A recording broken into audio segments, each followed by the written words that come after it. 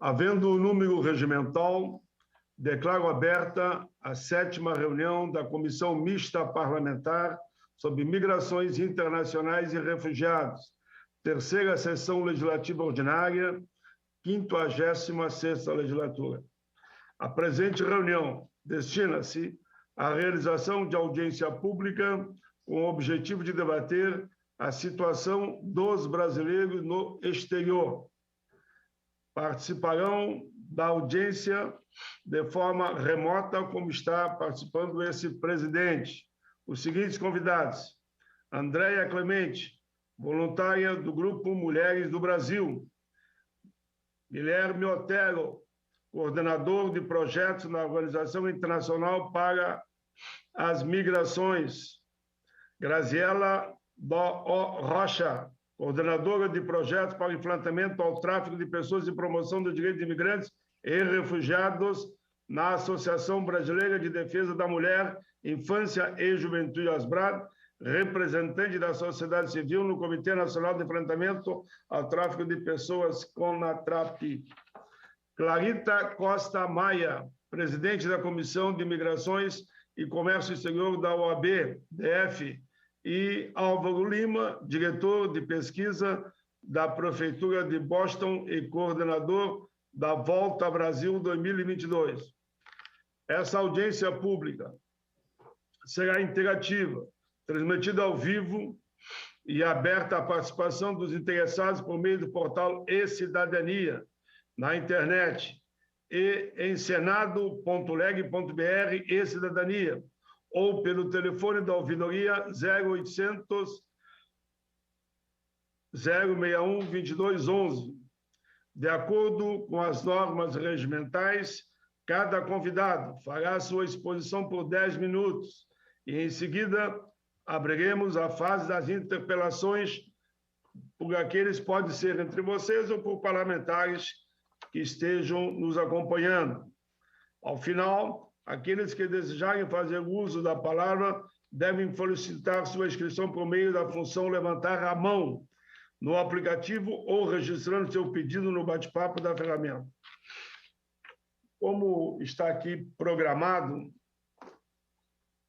nós faremos uma abertura do presidente para situar a todos.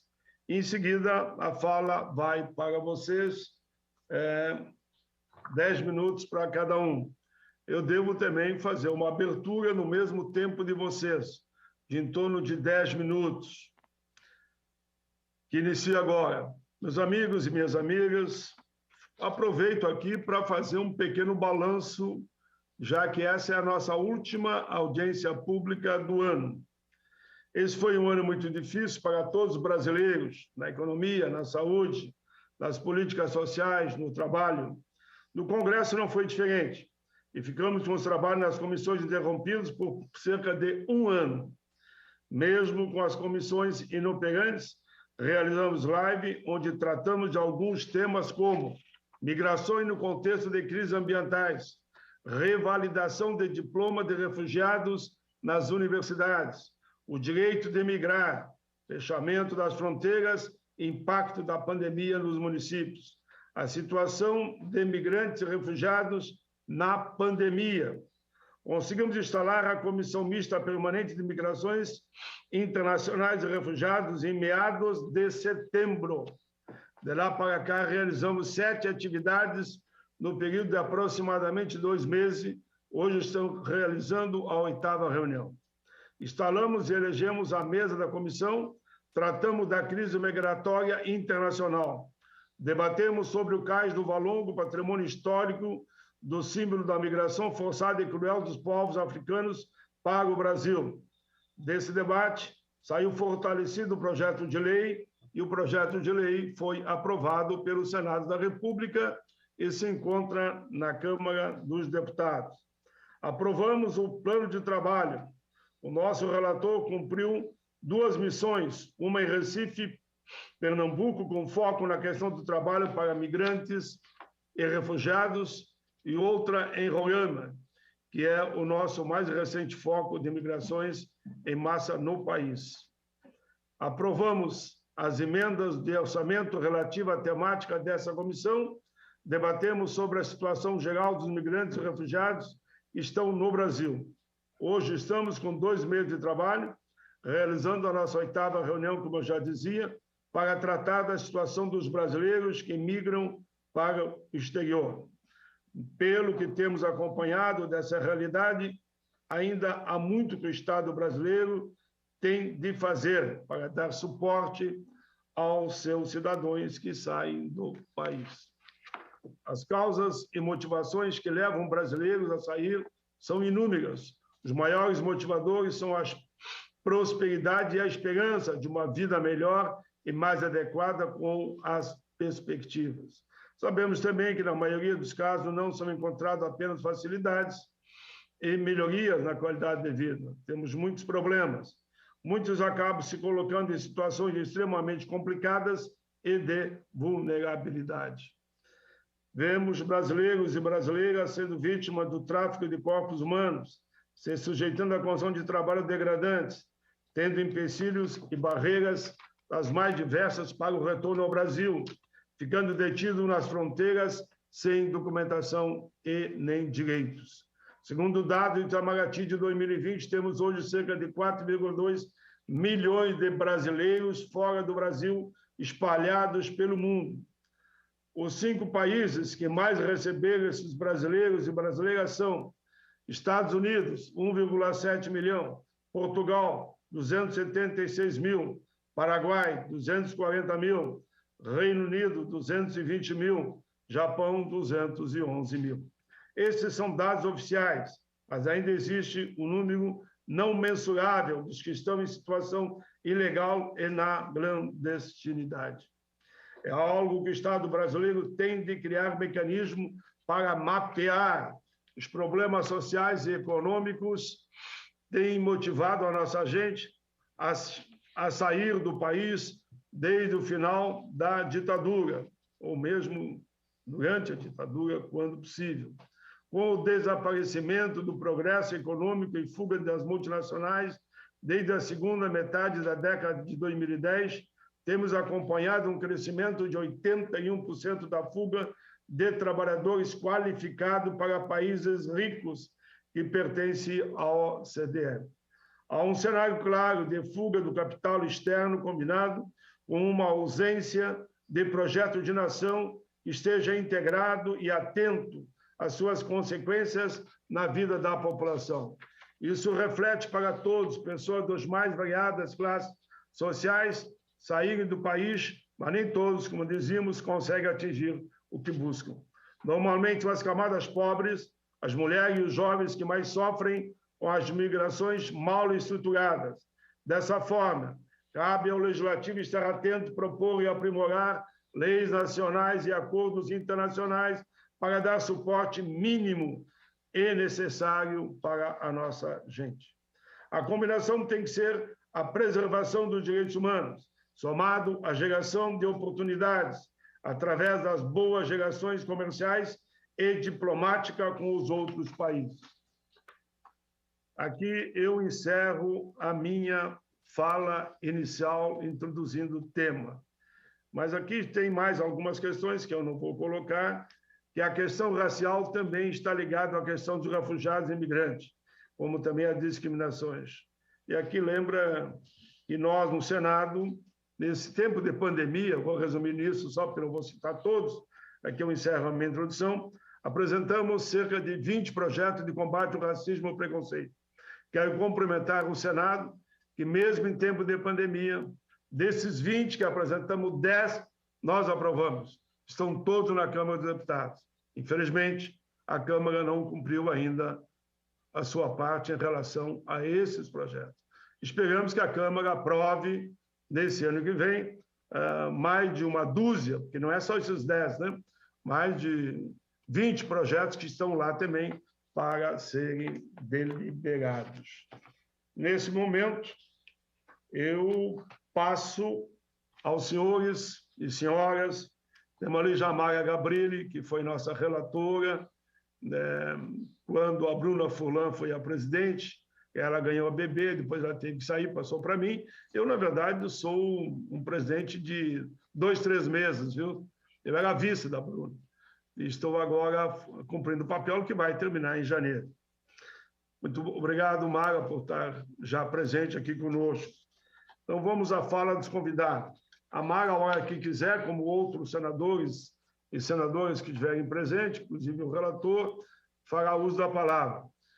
Começamos pelo senhor, 10 minutos, senhor Guilherme Otero, Organização Internacional para Migrações.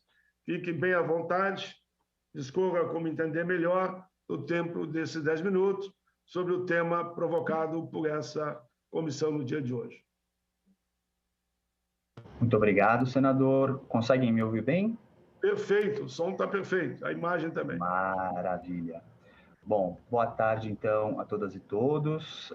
Gostaria de saudar as autoridades presentes, a todos os parlamentares dessa comissão mista permanente de migrações internacionais e refugiados e todos que estão nos acompanhando nessa importante audiência pública hoje.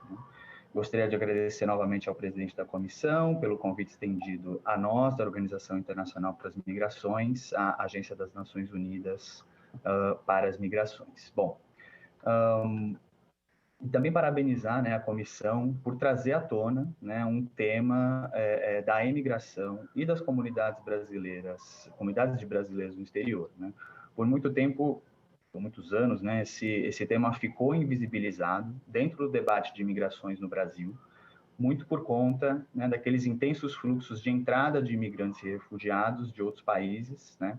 E a gente pode colocar como exemplo a questão dos haitianos, dos venezuelanos, dos sírios e de vários outros, durante aí principalmente a última década, as 2 últimas décadas, né? Agora, né, felizmente a gente vê um interesse renovado na situação da diáspora brasileira, né, e que tem se tornado uma situação mais difícil e mais delicada com as crises sanitária e econômica pelas quais o mundo e o Brasil têm passado ultimamente, né?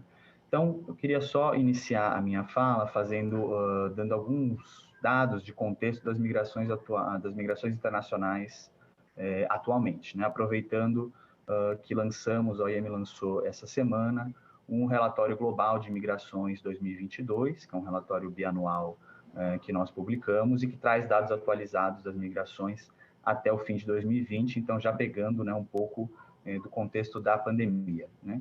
Então, com a pandemia de Covid-19, né, todo mundo sabe, houve uma quebra inédita nos fluxos migratórios globais, né? Então, só para ter uma ideia, em 2019 haviam sido registrados 4,5 bilhões de passageiros, né, aéreos no mundo todo, e em 2020, até o final de 2020, o número caiu para 1,8 bilhão, né? Ou seja, uma queda bastante forte de 60% para mais, com, né, diversas restrições de viagens que foram impostas por praticamente todos os governos do mundo, de uma forma ou de outra, com intensidades diferentes também, né?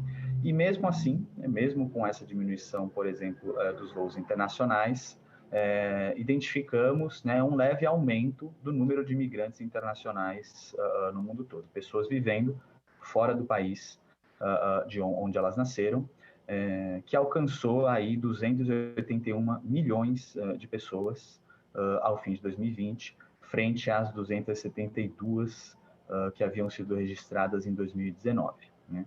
Há também, né, além disso, houve um aumento no número de deslocados forçados, né, por conta de desastres naturais, de violência e conflitos, e também vimos aí um aumento, né, ainda que pequeno, dos trabalhadores migrantes internacionais, que é uma força de trabalho ainda majoritariamente masculina, mas que cada vez mais vemos uma participação maior de mulheres migrantes, inclusive como arrimo das famílias, né, ao contrário daquela concepção antiga que se tinha de que era sempre o homem que migrava primeiro e depois levava a família. Isso já tem se invertido cada vez mais nas migrações internacionais. E agora, ainda estamos na pandemia, mas há já, né, indicativos de uma lenta recuperação econômica pós-pandemia em vários países, e vemos cada vez mais brasileiros e brasileiras buscando novas oportunidades fora do país, como o senador já bem colocou na sua fala inicial. Também tinha trazido os dados recentes do MRE, mas não vou repetir porque não é exatamente isso que o senador Paim colocou, né? Já são aí mais de 4 milhões de brasileiros vivendo no exterior, e que é um aumento de mais ou menos 14, 15% em relação ao número de 2018, né? Então, a gente realmente vê esse número oscilou bastante ao longo da última década, mas a gente vê, pelos dados do Itamaraty, um movimento de aumento desse número de brasileiros lá fora, né? E como o senador bem colocou, a imensa maioria, mais de 40% desses brasileiros, estão nos Estados Unidos, né? E depois esses países, Portugal, Paraguai, Reino Unido, Japão. Mas há brasileiros, né, como se sabe, em todos os continentes, mas sim com forte presença na América do Norte e na Europa e no Japão, que é essa característica bem peculiar aqui do Brasil. E aí é importante, né, por frente a esses números, a gente notar que há muito mais brasileiros vivendo fora do país do que imigrantes vivendo aqui dentro, né, que também diz bastante sobre o perfil migratório do Brasil. Aí estima-se aí que seja aí mais ou menos 4 vezes mais brasileiros lá fora do que imigrantes aqui dentro do Brasil. E, como o senador bem colocou, esses números, claro, podem variar bastante, a depender de que base de dados que se utiliza, porque, né, há vários migrantes que você não consegue captar por estarem irregulares, ou por, né, terem se movimentado, mas ainda não terem atualizado as bases de dados migratórias de cada um dos países. Isso acontece no Brasil, isso acontece em todos os países do mundo, né? Mas pelo menos dá para a gente ter uma ideia da magnitude desses movimentos, desses fluxos, né? E com relação um pouco ao perfil, né? Claro que nós temos também convidados que vão poder falar muito melhor disso do que eu, mas a gente vê que é uma comunidade bastante diversa, né? É uma comunidade que, pelo menos atualmente, né, a gente vê que são muitas com uma representação bastante grande de brasileiros e brasileiras de classe média, tanto de origem, tanto do interior, né, dos estados, mas também das capitais e grandes cidades, com um nível de escolaridade relativamente elevado, que migra com planos, ou pelo menos que tenta permanecer por longo prazo, e levando, né, suas famílias junto, ou com a expectativa de poder levar suas famílias no futuro com eles, né? Estão, né, acima de tudo, buscando melhores condições de trabalho e de vida, né, de segurança, e também, né, pensando aí na sua aposentadoria no futuro, né? Também gostaria de ressaltar, né, que essa comunidade tem um papel econômico e político que não pode ser ignorado, né? No primeiro trimestre de 2021, por exemplo, o Brasil recebeu aproximadamente 1,9 bilhão de dólares em remessas internacionais, são aquelas transferências monetárias feitas diretamente aos familiares, enfim, que estão aqui no Brasil. E isso já houve um aumento, né, de 24% em relação a esse mesmo período de 2020, né? Ou seja, mesmo com a pandemia, né, os migrantes fizeram um esforço muito grande de continuar enviando recursos para suas famílias aqui no Brasil. E, além desse aspecto econômico, também tem uma importância política bastante grande, já que nas últimas eleições presidenciais foram mais de 500 mil brasileiros que se cadastraram para poder votar nas eleições. Então, de fato, é uma comunidade que é importante nós observarmos por diferentes motivos.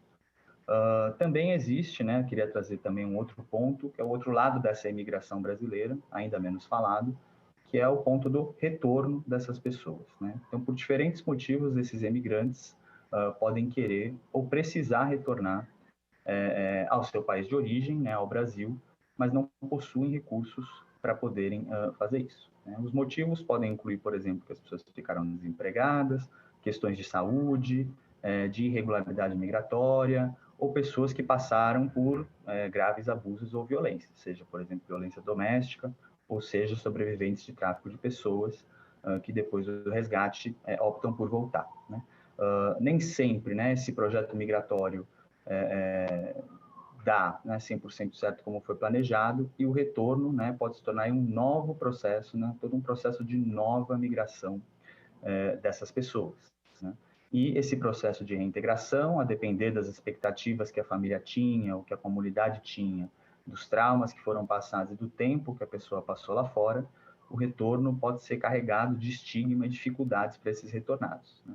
A OIM é uma das organizações que opera programas de retorno voluntário desde a década de 70. No caso do Brasil, começamos a operar aqui desde 2016, e de lá para cá, nesses 5 anos, né, até 2020, apoiamos mais de 4.070 brasileiros a voltarem e se reintegrarem no Brasil. A imensa maioria deles retorna para os estados de Goiás, Minas Gerais e São Paulo, né? São os 3 principais estados de origem, né, desses emigrados brasileiros, né? E contamos com uma rede de apoio no Brasil todo, para oferecer, né, apoio psicossocial, financeiro e de reintegração no mercado de trabalho para essas pessoas, né? Queria, então, já ir concluindo por aqui, né? Esses dados e outros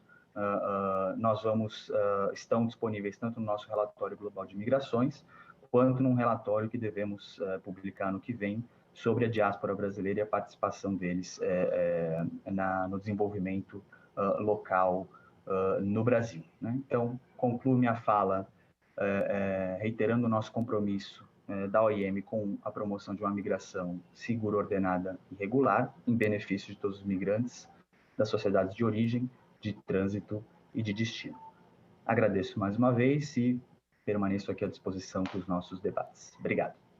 Muito obrigado, doutor Guilherme Otero, Organização Internacional para a Migração, e OIM, que já fez uma bela introdução. Falou do tráfico, falou da violência, falou do retorno difícil muitas vezes, falou dos 4.000 e poucos que retornaram, e todo um programa de apoio à reintegração.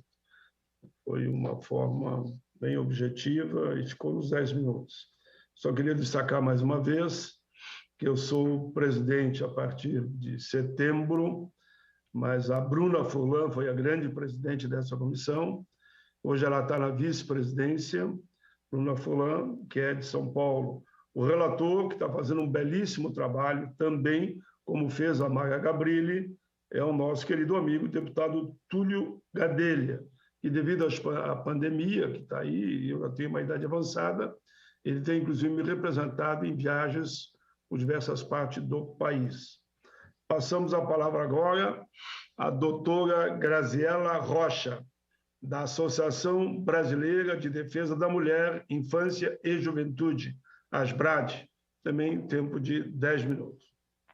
Muito boa tarde. Primeiramente, eu quero agradecer aos senadores e às senadoras por essa oportunidade, por estar aqui contribuindo com essa comissão mista. Agradeço na figura do senador Paulo Paim. Muito obrigada, não só pelo convite, mas também pela visibilidade desse tema tão caro para a nossa sociedade, tão pouco debatido. Parabenizo os outros colegas que estarão aqui abrilhantando esse debate, o Guilherme Otero, da Organização Internacional das Migrações, e os demais parceiros que iremos debater.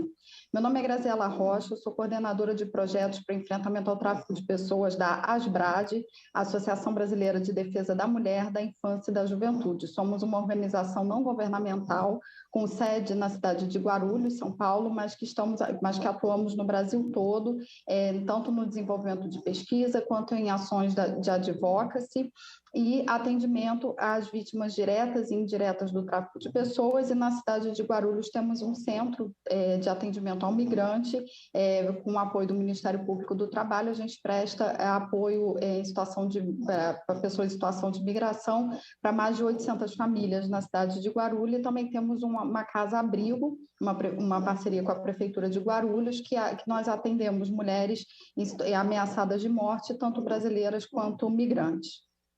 E nossa maior expertise, eu acho que a maior contribuição que temos para trazer para esse debate nessa tarde é problematizar as conexões entre essa migração, especialmente a migração de brasileiros no exterior, com o tema do tráfico de pessoas e o contrabando de migrantes. Somos a primeira organização da sociedade civil a trabalhar com esse tema aqui no Brasil, ainda no início dos anos 90, devido à nossa proximidade com o Aeroporto Internacional de Guarulhos.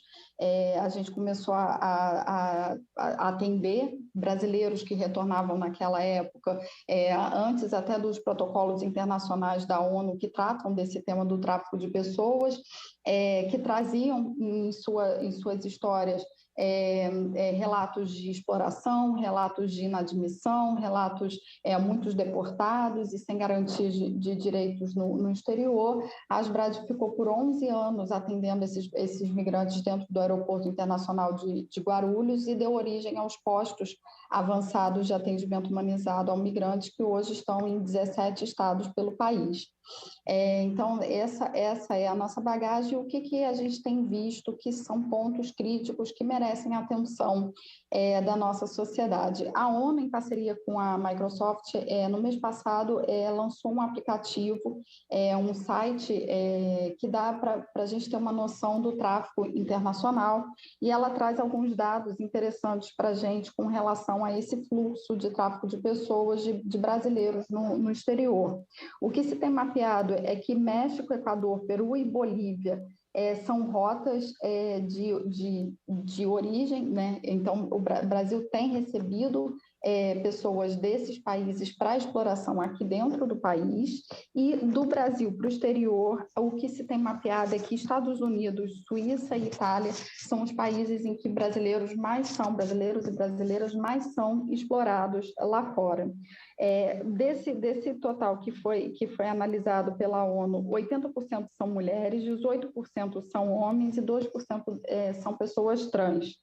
A maioria dessa exploração é para fins de exploração sexual e 44% de trabalho. 85% não estão documentados e a maioria sofreu, de fato, a exploração quando foi identificado. Um ponto importante que nós identificamos, especialmente no início, agora com a pandemia, é que o tráfico de pessoas ele vem mudando o seu modus operandi conforme o tempo. Então, se antes a gente tinha uma exploração de pessoas próximas que faziam esse aliciamento, hoje o que a gente vê é uma grande interação com as redes sociais. A gente atende, a gente é buscado o tempo todo por familiares, pelas próprias vítimas, pessoas que recebem propostas tanto de trabalho quanto de amor romântico para migrar e larga tudo em busca desse sonho. E o que a gente também tem visto é pouco apoio do aparato de relações internacionais do Brasil, de orientação e apoio a essas vítimas. A gente recebe também muita reclamação de buscar os consulados e as embaixadas no Brasil e não ter a devida atenção, o devido apoio. Essas pessoas elas vão em busca desse sonho. Muitos desses perpetradores eles têm um modus operandi que reconhece a vulnerabilidade da vítima, e essa vulnerabilidade pode ser econômica, mas não só econômica. Então, o recorte econômico aqui ele é importante, óbvio. Uma pessoa que está passando fome, ela vai, né? Qualquer proposta que venha tirar ela dessa situação é um fator de vulnerabilidade, mas internacionalmente o que a gente vê é que são pessoas até que não estão numa situação de insegurança alimentar, mas que têm o seu sonho explorado. Então, a gente vê, em sua maioria, mulheres, muito relacionado a essa cultura patriarcal que a gente tem, e esse sonho que é vendido e passado muito pela mídia, de que vai encontrar esse marido rico e que isso vai modificar a vida fora, então isso realmente é um fator e a gente tem que ter os cuidados para não fazer uma estigmatização de gênero relacionado a esse tema, mas a gente também tem outros casos revelados, como jogadores de futebol brasileiros que vão para fora, meninos com promessas de se tornar grande jogador internacional e que de fato só são explorados e voltam endividados, voltam com lesões muito severas e muitos traumas, porque quando esse menino saiu de casa, ele saiu para ser o novo Neymar e deu tudo errado. Então, ele vem com uma série de problemas psicológicos que precisa de apoio para esse retorno.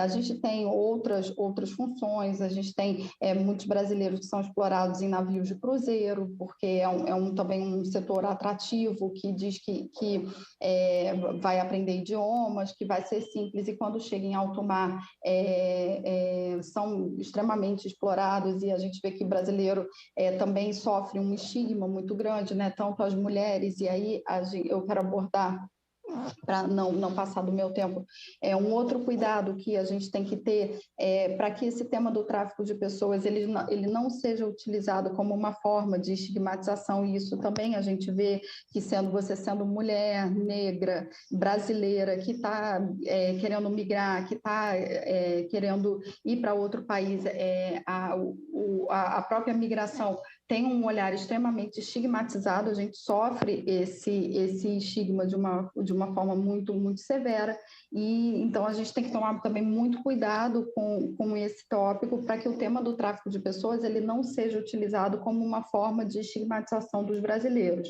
E só para terminar, nós somos uma das organizações que apoia a Organização Internacional das Migrações no retorno desses brasileiros, como o senhor Guilherme explicou.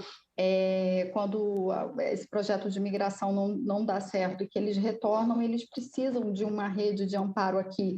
E as nossas políticas públicas não estão preparadas para receber esse brasileiro que ficou muito tempo no exterior e que retorna. Essa pessoa ela também sofre uma série de estigmatizações e dificuldades de acesso às políticas públicas que merece a atenção da nossa sociedade, e a gente tem apoiado também visto o quanto que é difícil esse reingresso desse brasileiro que passou no exterior. Então, por fim, só para finalizar, eu acho que a gente tem que cobrar mais posicionamento do Ministério das Relações Exteriores com relação a esse apoio, né, especialmente para os brasileiros que são vítimas de violência e tráfico de pessoas no exterior. A gente tem que cobrar campanhas, especialmente relacionadas ao contrabando de imigrantes, porque tem sim um inconsciente coletivo dessa migração, desse sonho, especialmente de ir para os Estados Unidos, e que vem dando uma facilidade, como se a nação brasileira e a nação americana fosse amiga, e que essa migração fosse simples, e o que a gente vê não é dessa forma. A gente vê brasileiros também em situação de exploração relacionado a esse contrabando de imigrantes e sofrendo bastante discriminação lá fora. Então, a gente tem que olhar para exigir campanhas de esclarecimento sobre essa migração segura, exigir redes de apoio aqui para que se olhe para esse tópico dos brasileiros retornados que precisam de políticas públicas específicas, e estimular os estados, os municípios, o Ministério da Justiça, para que se apoie as políticas dos postos avançados de atendimento ao migrante, que em alguns estados já não estão nem mais funcionando, não tem RH, não tem estrutura, como se fosse uma subpolítica pública, mas ela é uma política pública invisibilizada, mas de super importância. Então, acho que essa comissão ela tem alguns tópicos muito importantes para a agenda de políticas públicas, e conte conosco para elaborar e para que a gente pense estratégias. Eu não tenho tempo aqui para falar, mas de repente num outro momento que a gente fale mais aprofundadamente do tráfico de pessoas, existem algumas mudanças legislativas que a gente vai ter que fazer, a gente vai ter que fazer uma ação. Então, tem uma agenda forte aí de trabalho. Parabéns para todo mundo, e espero ter contribuído e contribuir mais do que for possível. Muito obrigada, boa tarde. de Defesa da Mulher, Infância e Juventude, Asbrad, o conjunto da sua fala, também eu já tinha visto a senhora falar algumas vezes, vem muito bem, e nesse fechamento que faz da importância de surgirem dessas audiências públicas e desses diálogos, nós temos aqui fomentando e fazendo na prática acontecer. Achei bem interessante, eu tomei nota aqui para ter os pontos básicos, a exploração na área do futebol, exploração sexual, trabalho escravo, a questão também da ida e da volta, mas não precisa repetir tudo isso, mas já achei que fechou muito bem quando diz da importância de tudo que os senhores e senhoras colocam aqui sirvam também para instrumentalizar novas leis, né? E que a gente avance nesse sentido e cobrar mais do Ministério de Relações Exteriores. Então, meus cumprimentos. Vamos de imediato agora para a doutora Clarita Costa Maia, presidente da Comissão de Imigrações e Comércio Exterior da OABDF e consultora do nosso Senado Federal. Boa tarde, vocês me ouvem bem? Acredito que sim.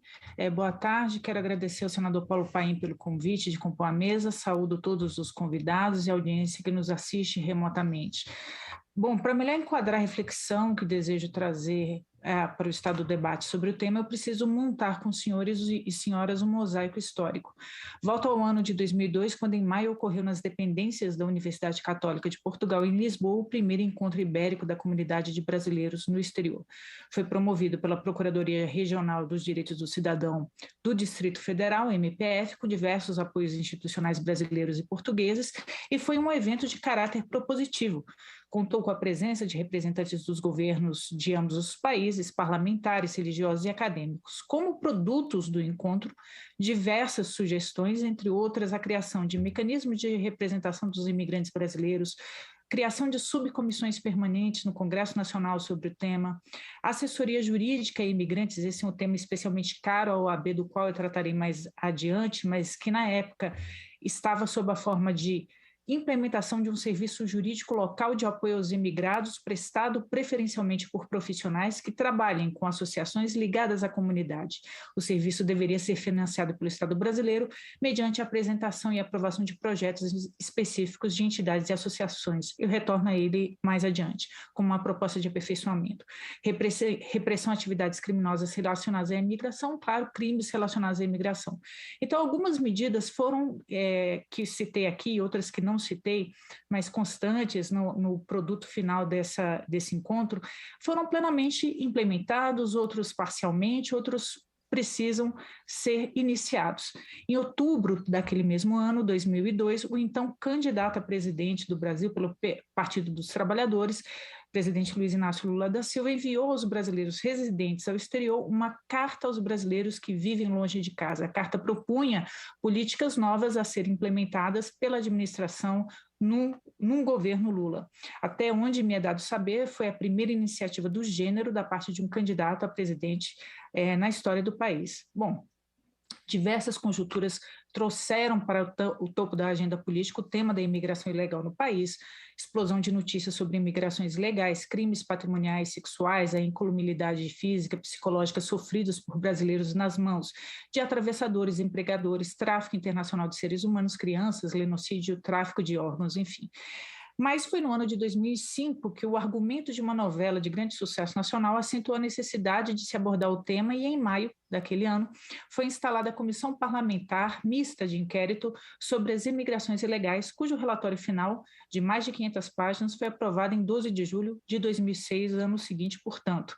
Entre mentes, a morte do brasileiro Jean Charles em Londres, no que à primeira vista parecia ter ocorrido por uso excessivo da força pela Polícia Metropolitana da cidade e por ato de xenofobia, posteriormente, tudo esclarecido, acrescentou temperatura ao debate. Bom, a movimentação parlamentar, embora não tenha sido pioneira na identificação do problema da imigração como um problema de política pública a ser tratado com o devido método, teve um mérito inegável, entre outros, vários méritos, entre eles trazer ao debate público o tema da imigração como um problema nacional e catalisou outros movimentos de suma importância na academia e no poder executivo. No ano seguinte à aprovação do relatório, em 2007, o Ministério das Relações Exteriores realizou a primeira Conferência das Comunidades Brasileiras no Exterior, que evoluiu até a 6ª edição, salvo o melhor juízo, em 2018. Eu tributo ao contexto pandêmico a suspensão da realização dessas conferências. Os senhores, por gentileza, me corrijam se eu estiver errada, mas esta audiência enseja, de toda maneira, a exortação para que o MRE volte a promovê-la, para que elas voltem a ocorrer, que seja na modalidade eletrônica, online, dando continuidade a essa importante iniciativa de diálogo permanente com as comunidades brasileiras no exterior, para além do Conselho de Representantes Brasileiros no Exterior, outra importantíssima medida tomada. A CPMI da imigração ilegal, cuja duração, conforme vimos, acabou sendo há de mais de um ano, com sucessivas prorrogações, teceu diálogos institucionais importantíssimos, inevitáveis, com o próprio Ministério das Relações Exteriores, Polícia Federal, Banco Central do Brasil, Departamento de Homeland Security nos Estados Unidos e outros congêneres nos vários países que foram visitados e com os quais as autoridades brasileiras mantiveram interlocução, por serem destinos mais frequentes da imigração brasileira. Mas faz-se notar, e aqui eu chego no ponto da OAB, uma triste omissão. Não se chamou ao debate a Ordem dos Advogados do Brasil, mas há um motivo, não de responsabilidade do Parlamento: o lento amadurecer da comunidade jurídica nacional para as questões de relações internacionais e direito internacional, e eu me explico. Somente em 2007, por meio do provimento 115 do Conselho Federal da Ordem, foi criada e definida, entre outras comissões do Conselho Federal da Ordem, a que trata a Comissão Nacional de Relações Internacionais, a que trata do tema de relações internacionais. O direito internacional nunca foi visto na comunidade jurídica nacional, infelizmente, com a dignidade que sempre mereceu, tendo essa realidade se modificado durante os últimos anos. A resolução, por exemplo, 006 de 2000, que estabelece o regimento interno das comissões do Conselho Federal da Ordem, não mencionava a Comissão Nacional de Relações Internacionais. Portanto, 2007 é um marco para o sistema da OAB. Atualmente, quase todas as seccionais e até subseccionais da Ordem dos Advogados do Brasil contam com uma comissão de relações internacionais ou direito internacional, quando não com diversas comissões temáticas que tratam de assuntos específicos dentro da grande área temática internacional, como a OABDF, que possui a Comissão de Migrações e Comércio Exterior, e outros estados, como os do norte do país, que, por força da forte migração venezuelana, haitiana, acharam por bem a abordagem específica e temática. Então, hoje, para além da Comissão Nacional das Relações Internacionais, o Conselho Federal da Ordem possui uma Comissão Especial de Direito Internacional e uma Comissão de Direito Migratório, que, no entanto, de acordo com informações que eu obtive junto à Secretaria de Comissões do Conselho Federal, ainda não realizou nenhuma reunião ou evento, talvez por ser muito recente, muito nova. Fato é que agora o sistema OAB amadureceu, cognitivo, institucionalmente, poderá se apresentar como um interlocutor útil no pensamento de ações e políticas públicas de interesse para a sociedade no tema da imigração. Diante da resiliente crise econômica nacional, a tendência é que esses fluxos de imigração tornem a aumentar. Um dos temas da Carta de Lisboa que citei no início da minha apresentação, a assessoria jurídica a imigrantes, pode ser melhorada a partir da interlocução entre a OAB e suas congêneres internacionais, defensorias públicas ou advocacias pro bono, em parceria com o MRE e a partir da formação de uma rede de cooperação interinstitucional, internacional e de assistência ao cidadão. Essa ideia eu tive ainda na qualidade de presidente da Comissão de Relações Internacionais da OABDF, em razão de uma demanda específica que se me chegou de um brasileiro em uma situação vulnerável em um país da Ásia, encontrava-se preso, em seguida foi solto, graças à gestão do MRE e também da OAB naquele momento, e ainda essa demanda ocorreu ainda na gestão anterior, mas não prosperou a ideia de criação dessa rede por falta de impulsionamento político. Quem sabe esta audiência não nos ajude a fazê-la prosperar na agenda do Conselho Federal da Ordem. Essa é a minha proposta, que tenho por hora a dizer. Grata a todos. Muito bem. Doutora Clarita Costa Maia, presidente da Comissão de Migrações e Comércio Exterior da OABDF e consultora do Senado Federal, e deixa no final já uma proposta concreta que eu peço que a assessoria, que está acompanhando o trabalho dessa comissão, para que essa sua proposta a gente trate de encaminhá-la para avançar, porque entendo que tem tudo a ver com esse momento.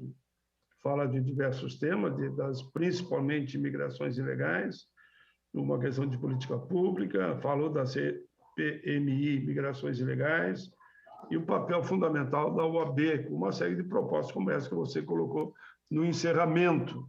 Eu peço que destaquem ela para a gente poder fazer um trabalho conjunto, doutora Clarita. Desde já agradeço. Eu passo a palavra nesse momento para a doutora Andréia Clemente, Grupo Mulheres do Brasil. Boa tarde, senador Paulo Paim, todas as autoridades que nos acompanham, colegas convidados e a todos e a todas que nos assistem. Eu gostaria de agradecer o convite, dizer que é um grande prazer e uma honra participar dessa audiência pública representando o Grupo Mulheres do Brasil e a nossa presidente do Luiz Helena Trajano, e pela oportunidade de contar sobre o nosso trabalho e experiência e também para aprender e ouvir sobre os desafios que os brasileiros no exterior vêm enfrentando. Eu gostaria especialmente de agradecer ao senador Paulo Paim pelo constante empenho em ter mulheres nas audiências e nos espaços públicos do país. E notar que, especialmente hoje, senador, somos maioria aqui entre os convidados. O meu nome é Andréia Clemente, eu faço parte do Grupo Mulheres do Brasil há 4 anos, nos últimos anos à frente do Núcleo Paris e atualmente coordenando núcleos na Europa. O Grupo Mulheres do Brasil é um coletivo que foi fundado há 8 anos e hoje conta com 100 mil voluntárias em todos os estados brasileiros e nos 5 continentes.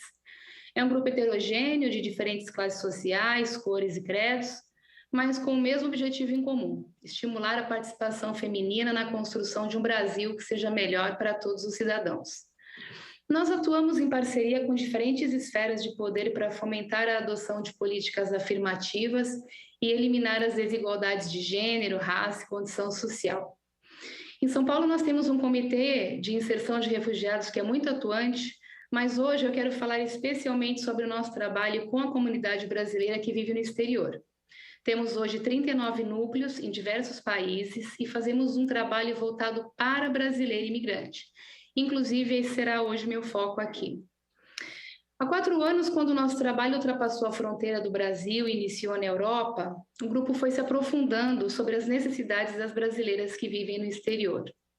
E os nossos entendimentos sobre essa comunidade nos levou a traçar caminhos para auxiliar essa mulher migrante em diversos aspectos: na educação, na saúde, na cultura, no combate à violência contra a mulher, entre outros. O nosso trabalho é na ponta, corpo a corpo, é uma mobilização da sociedade civil. O acolhimento a essa mulher migrante é o nosso foco principal: entender as suas dores, as suas dificuldades e proporcionar uma transformação na sua vida, para que ela possa exercer toda a sua capacidade e os seus direitos. Então, nós trabalhamos com ações de apoio e profissionalização, por exemplo, a pequenas empreendedoras, aquela mulher que está tentando ali ter o seu negócio próprio no exterior, e a gente permite, então, capacitando essa mulher uma independência financeira, para que ela possa realmente ter uma vida integrada à sociedade, para que ela possa ter liberdade e autonomia. Uma outra fonte forte da nossa atuação é com o combate à violência contra a mulher. Como disse o senador Paulo Paim, a migração é em grande parte em busca de prosperidade e esperança de uma vida melhor, o que muitas vezes não acontece, não. Se a gente pegar e analisar, por exemplo, aqui o exemplo dessa mulher, que ela, por exemplo, na França, ela pode entrar porque não precisa de visto, a partir de 3 meses ela se torna uma pessoa ilegal, sem documentos, e ela então entra numa situação irregular em que a deixa muito vulnerável. Ela fica à margem das políticas públicas do país, e se ela sofrer violência doméstica, por exemplo, ela não pode contar com o apoio legal do governo, como uma medida protetiva, por exemplo, pois para você ter acesso a tudo isso que o governo francês oferece, você tem que estar em situação irregular. Então, nosso trabalho lá é de informação, de prevenção e de encaminhamento desta mulher para os órgãos competentes. A gente tem uma rede de apoio em vários países com advogadas, com pessoas que vão traduzir uma possível intervenção que essa mulher precise na polícia, e realmente o entendimento do que o país oferece para essa mulher brasileira imigrante que sofre uma violência. A gente também trabalha muito com a prevenção sobre a informação sobre o que é a violência, que nem sempre ela é física, mas ela pode ser financeira, ela pode ser psicológica. Essa mulher, às vezes, está também sobre uma dependência administrativa, que é o que a gente chama, pois ela não fala a língua, ela não entende as leis, ela fica à mercê desse companheiro, que às vezes é estrangeiro, e ela se torna, então, uma vítima perfeita para a violência. Essa mulher está realmente muito vulnerável, e isso independe dela ser indocumentada ou não, da classe social dela ou não, e da razão que levou essa mulher a migrar. Então, para entender essa população, nós trabalhamos também com as organizações locais e junto aos consulados, aos conselhos de cidadão. Os consulados agradecem muito o nosso trabalho, apoiam o trabalho do Grupo Mulheres do Brasil pelo Mundo, porque a diáspora tem aumentado e eles não têm condição de dar esse atendimento. Então, o que eu gostaria de adicionar hoje à discussão aqui é a importância dessa rede de apoio, a importância da participação ativa da sociedade civil na comunidade migrante e aliado às políticas públicas, porque eu acho que é essa junção também que vai fazer com que a gente possa atender essa população migrante que a gente tem por aí. Muito obrigada. Aqui um resumo do belo trabalho, com 39 núcleos, né, fora do país, de apoio às mulheres. Esse trabalho que vocês fazem, o Grupo Mulheres do Brasil, mostra aqui que o fazem com muito conhecimento, conversando inclusive com as embaixadas, né, vendo que sonhos podem se tornar pesadelos, como já foi falado aqui também por outra convidada, e ajudando na formação das mulheres, inclusive, para ter o seu negócio lá no exterior, né? Aí é curso de formação mesmo. Então, nossos parabéns. E vamos, então, para o nosso último convidado da primeira rodada, que é agora o senhor Álvaro Lima, diretor de pesquisa da Prefeitura de Boston e coordenador do Vota Brasil em 2020.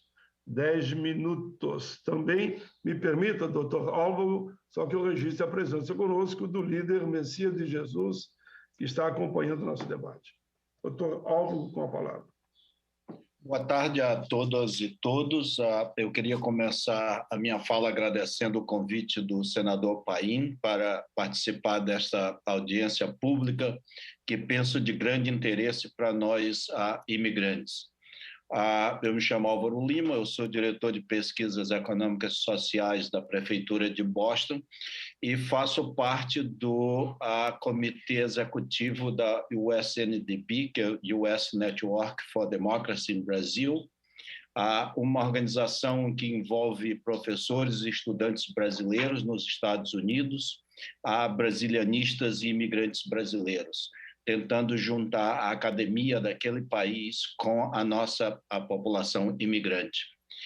Recentemente, nós criamos um escritório em Washington, que tem como objetivo fazer gestão junto ao Senado, ao Congresso americano, assim como a presidência, no interesse do nosso povo no Brasil, dos brasileiros e dos imigrantes brasileiros nos Estados Unidos. Recentemente, também criamos a Frente Vota Brasil 2022, em defesa da democracia no Brasil, ao respeito ao resultado das eleições no ano que vem, sem nenhuma interferência externa, principalmente interferência dos Estados Unidos. Essas organizações, elas são voltadas essencialmente para a organização política dos imigrantes brasileiros nos Estados Unidos, na defesa dos seus interesses lá e aqui no Brasil, e fazemos gestão junto ao governo brasileiro, junto ao Congresso brasileiro e americano, de forma a defender os nossos interesses, os interesses do nosso país. Nós atuamos junto ao governo americano, por exemplo, no envio de vacinas para a América Latina, na suspensão temporária das patentes das vacinas, continuamos batendo nessa tecla para eliminar o apartheid da vacina, o que tem sido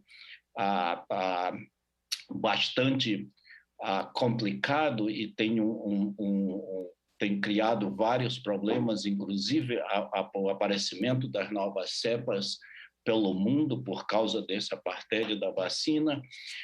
Nós fazemos gestões juntos ao governo americano na defesa da Amazônia, e fazemos alguns questionamentos junto ao governo americano e ao Congresso, como, por exemplo, a carta que nós enviamos aos senadores americanos para esclarecer o papel dos Estados Unidos na Lava Jato. A situação dos imigrantes brasileiros nos Estados Unidos, nestes meus 35 anos morando naquele país, é a pior que eu já presenciei.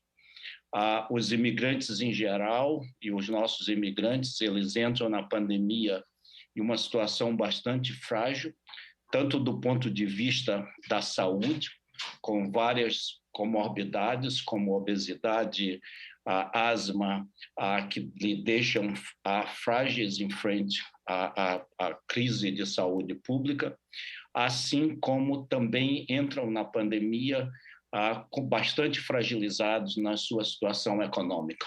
Em geral, os imigrantes e os nossos imigrantes brasileiros, eles trabalham em empregos de alto risco, de baixos salários, e esses empregos durante a pandemia, eles foram os primeiros em que foram fechados. Trabalho no comércio, trabalho nas indústrias de turismo, trabalho em restaurantes, em serviços, e grande parte dos imigrantes, incluindo os imigrantes brasileiros que são indocumentados, não tiveram acesso aos recursos do governo federal de apoio às populações. A Prefeitura de Boston tentou cobrir no máximo que pôde, junto com as organizações imigrantes e as organizações brasileiras, que são bastante ativas no país e bastante ativas também em Boston, como o Grupo da Mulher Brasileira, o Centro do Trabalhador Brasileiro, mas hoje a situação dos brasileiros é bastante precária, não só na área de saúde, como também na área econômica. Durante todo esse processo que nós passamos no ano passado, os imigrantes viveram um momento terrível em que você teve que optar ou pelo trabalho mais fragilizado, por exemplo, da entrega de comida dos vários aplicativos e arriscar a vida, ou você enfrentar o desemprego e arriscar os seus meios de sobrevivência.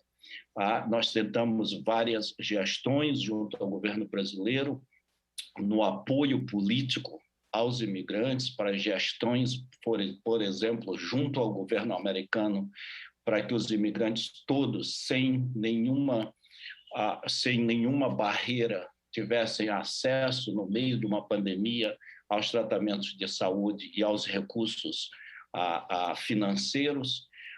Nós fizemos o máximo que foi possível, mas tivemos muito pouco sucesso, porque enfrentamos, no ano passado, uma administração americana, do governo americano, a administração Trump, que era uma administração negacionista do ponto de vista da pandemia, e também de cunho essencialmente racista com os imigrantes e de traços fascistas, em que foi criado durante os 4 anos da administração do Trump.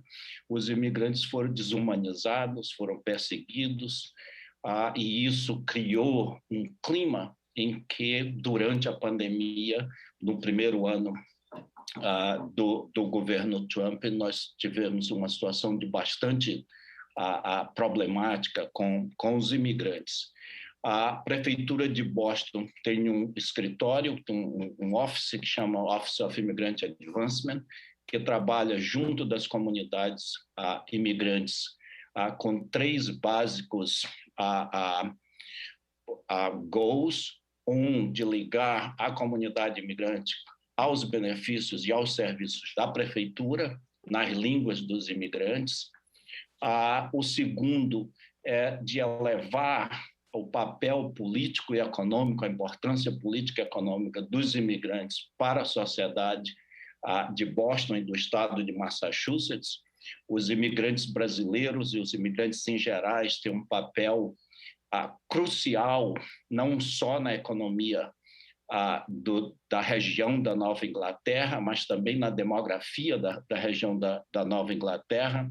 Hoje, se você elimina os imigrantes da população, nos últimos 20 anos, a população dessa região ela estaria menor do que era em 1980, o que significa que a mão de obra seria menor do que em 1980, o que não é um bom momento da cidade de Boston, é um momento de crise, e hoje essa região ela depende demograficamente nos imigrantes, ela depende economicamente nos imigrantes, e eu diria que ela depende culturalmente dos imigrantes, porque hoje a cultura vibrante que atrai professores, estudantes, cientistas para a cidade de Boston, uma das grandes atrações é a diversidade cultural da cidade.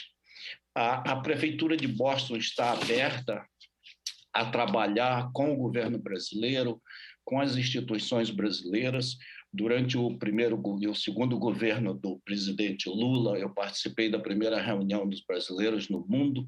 Nós tivemos uma vasta colaboração com o governo brasileiro, criada, imaginada e suportada pelo ministro Celso Amorim, em que nós levamos o SEBRAE, a Caixa Econômica, o Banco do Brasil para os Estados Unidos.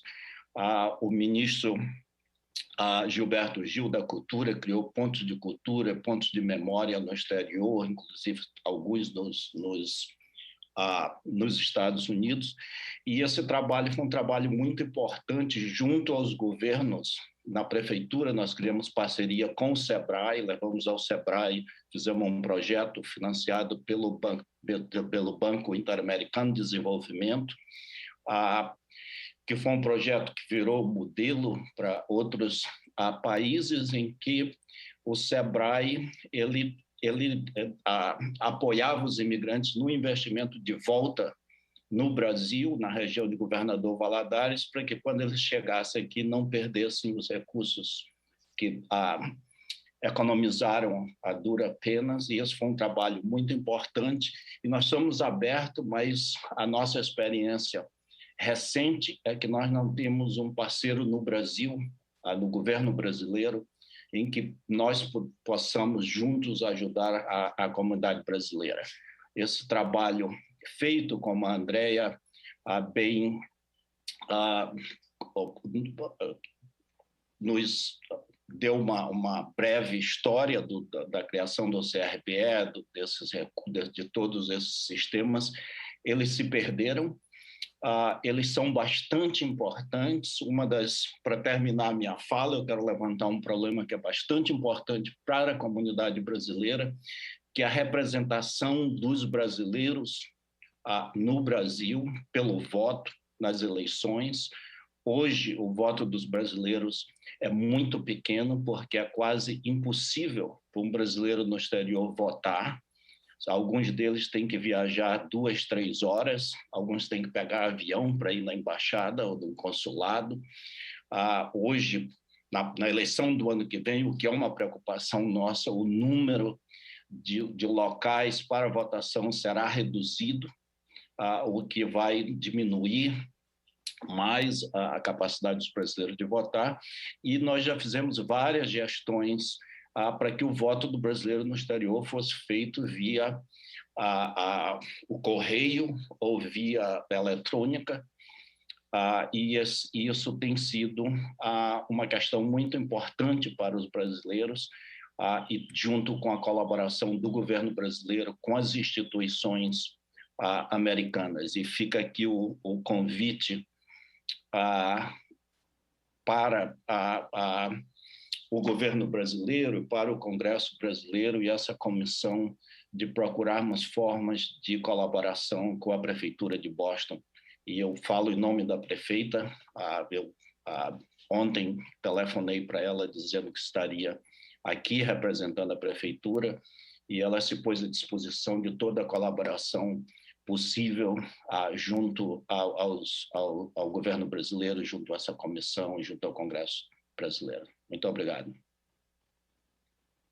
Obrigado, Dr. Álvaro Lima, diretor de pesquisa da Prefeitura de Boston e coordenador do Voto Brasil, que procurou enfatizar a importância do avanço democrático, a defesa do meio ambiente, a sua fala de en passant, é claro, mas também de uma política de parceria que não está tendo hoje no Brasil, e fez questão de destacar, e eu apenas vou repetir, porque eu tenho muito carinho por ele, o brilhante trabalho do Celso Amorim, né? O Celso Amorim fez um trabalho belíssimo, e também lembrou do Gilberto Gil, o imortal agora, né? Imortal, Gilberto Gil, para a alegria de todos nós, e tanto você como só lembra que rapidamente a Clarita lembrou daquela carta da época do presidente Lula, e você também, ao mesmo tempo, fala que nós temos que fortalecer muito o nosso voto, né? O voto é como é que chama? É o eixo fundamental da democracia, porque é ali que passa o fortalecimento ou não da democracia. Então, para os brasileiros no exterior votarem, também entendo fundamental. Eu sempre digo que uma audiência pública, eu nunca faço ela com o objetivo de apontar para esse ou aquele candidato, mas quando os candidatos livremente falam de situações como essa, não tem como eu também não dar o devido destaque. Olha, eu agora vou ter que entrar, pessoal, porque vocês não imaginam o número de perguntas que eu recebi aqui, pelo prestígio dos convidados, viu? Que foi o dia que mais recebemos perguntas. Eu vou tentar, porque são muitas, ler devagar, e vocês peguem uma ou outra que entenderem adequado, e depois nós vamos, no segundo momento, vocês têm 5 minutos, responde uma pergunta e faz suas considerações finais, ok? Então, vamos ver. Kênia Bonfim de Roraima. Qual a medida do governo brasileiros, qual a medida de governo para brasileiros residentes no exterior em áreas pandêmicas afetadas? Também dela, qual o amparo que será dado aos brasileiros residentes no exterior que pretendem retornar ao Brasil? Kênia. Fábio Coura, DF. O que acham da criação do ombudsman para brasileiro no exterior? Poderia ser vinculado ao Congresso Nacional? Ainda do Fábio. Há necessidade urgente de ser criado um órgão de defesa dos brasileiros no exterior. Deveria ser um órgão independente, tal como ele fala, o ombudsman. Jairo Ferreira da Cruz Neto, do Paraná. Ele fala, olha, só elogios excelentes para a nação, para que todos tenham conhecimento dessa realidade. Ana Lúcia Amorim, liberdade para votar, liberdade para voltar à pátria, sem exigências. Vacinas experimentais, ela fala aqui. Ana Lúcia Amorim, a mesma, né? Nesse momento mundial, onde privam liberdade e segregam, é primordial garantir a volta à pátria sem exigência de vacinas, repete, experimentais. Raíza Santos Siqueira, Rio de Janeiro. Raíza Santos Siqueira pergunta, o país está preparado para a volta desses brasileiros em meio à pandemia? Raíza Santos Siqueira repete, qual amparo que pretende dar aos brasileiros que estão no exterior e pretende voltar ao país pós-pandemia? João Victor Alcântara, DF, qual o papel da diplomacia no apoio dos brasileiros no exterior? Leonardo Queiroz, Paraná. Bom dia, quais são as políticas de incentivo ao estudo e residência no exterior que o governo ainda pretende adotar? Fernanda Ataíde Porgelupi, Minas Gerais. Como vem funcionando a extradição em tempo de pandemia? Gisele Ratier do Nascimento, São Paulo. Ela pergunta, tema muito importante de ser discutido, frente ao momento da pandemia vivido. como fica essa situação? Larisa Barbosa Dantas.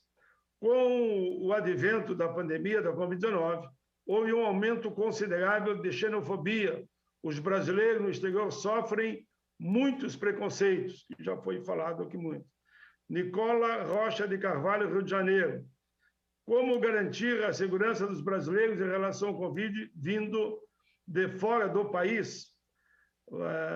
Valdilene Silva. Quem pode ser considerado um refugiado e quais são os seus direitos?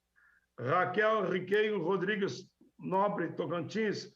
Como proteger o direito dos brasileiros no exterior de volta para casa, sem afetar os direitos de terceiros? Alidjana Targino do Nascimento, Alagoas. Como garantir os direitos brasileiros no exterior para retorno sem que isso afete o direito dos outros? Josué de Cândido Rodrigues, Rio Grande do Sul. Como impedir que os brasileiros no exterior retornem como vetores de transmissão da nova variante dessa quarta onda da Covid-19? Josué, também agora o Josué novamente. Seria condicional ao ponto de não ferir o direito fundamental a exigir comprovante vacinal dos brasileiros no exterior que queiram retornar? Ainda Josué, como fazer em pleno período pandêmico no mundo para garantir aos brasileiros fora do país seu devido retorno aos seus lares? Mais uma agora da Raíza, Rio de Janeiro. Quais cuidados que os brasileiros no exterior diante da pandemia? Quais são os cuidados com os brasileiros no exterior diante da pandemia? Jefferson Barbosa, Venâncio, Bahia. Espero que o Covid-19 tenha fim e no exterior esteja em paz sem conflito. O investimento externo, que investimentos externos cheguem ao Brasil. Aí fala Nordeste. Aí tem mais aqui. Como podemos correlacionar o aumento da emigração de brasileiros com as mais recentes crises nacionais? 2. A pandemia intensificou o fluxo migratório da saída legal de brasileiros do país e, levando em conta as mais diversas formas de restrição em fronteiras, há indícios de que aumento da migração ilegal e clandestina durante a pandemia? Faz em forma de pergunta também. Graziela Rocha, quais são os mecanismos disponíveis mais eficientes de proteção contra os crimes cibernéticos na proteção contra a exploração sexual de mulheres e meninas? Do mesmo, quais países do mundo subdesenvolvido têm avançado nesses mesmos mecanismos de proteção no que tange a mulheres e crianças? É a exploração sexual de mulheres e meninas e o que atinge também mulheres e crianças. Ainda, quais são as maiores dificuldades enfrentadas pelos brasileiros retornando do exterior ao chegarem no Brasil? Foi falado aí, mas vamos em frente. Clarita Costa Maia sugeriu a formação de uma rede interinstitucional e internacional entre o OAB, Defensoria e instituições jurídicas de outros países para esse tema. Andréia Clemente, se dividirmos as mulheres, as últimas duas, se dividirmos as mulheres que emigram do Brasil em classes econômicas, em classes alta, média e baixa, quais são as maiores demandas e objetivos na migração de cada um desses grupos? E também as dificuldades encontradas são muito diferentes. Quais são os limites de ação da sociedade civil na atuação de ajuda e auxílio a essas mulheres? Onde você sente a maior falta de atuação do Estado nesse suporte? Olha, eu vou parar, tem mais perguntas ainda, mas vamos então voltar aí, e como é de praxe de minha parte, os últimos são os primeiros são os últimos. Agora nós vamos começar pelo senhor Dr. Álvaro, que foi o último dessa primeira rodada. São 5 minutos, pode comentar algumas perguntas, uma ou outra, ou as suas considerações finais. O tempo é seu por 5 minutos. Dr. Álvaro Lima, diretor de pesquisa da Prefeitura de Boston e coordenador do Vota Brasil.